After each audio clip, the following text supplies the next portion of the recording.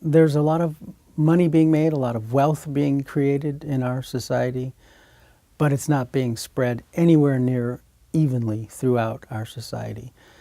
And the people who are, I think, as much responsible for creating this wealth, the workers who make it possible, who make the CEO salaries possible, who make it possible for corporations to see increasing margins of profit, the workers at the bottom who make all of this possible are not sharing in this prosperity.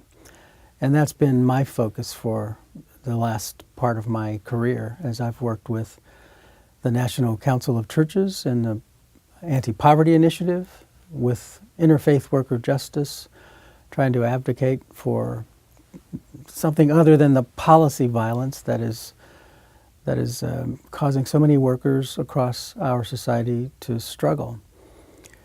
If workers aren't able to see their wages raised, if workers aren't able to organize and participate by sitting at the table with corporate leaders, if workers' paychecks don't increase so that they can take care of themselves and their families, so that they can afford health care, so that they can have paid sick days, then this prosperity that we see taking place is going to continue to leave them behind and make it more difficult for our society to find the kind of peace, the kind of balance, the kind of justice that, I'm speaking now as a person of faith, I think God requires, God wants for all of us.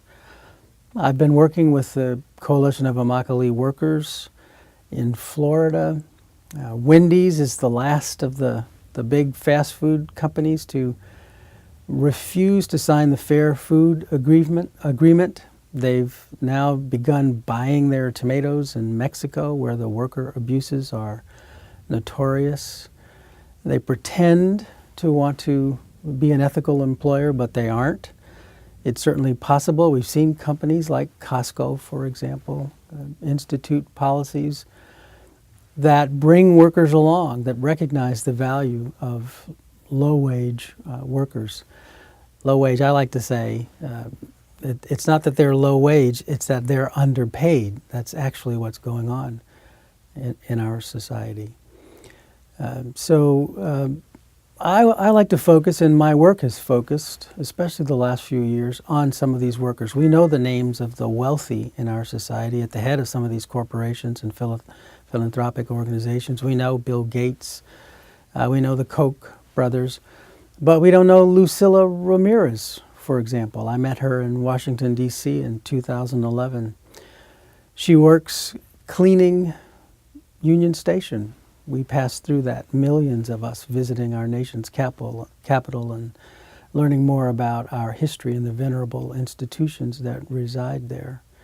She was making $8.30 an hour after working at Union Station for 23 years. She has a family with 4 children in it.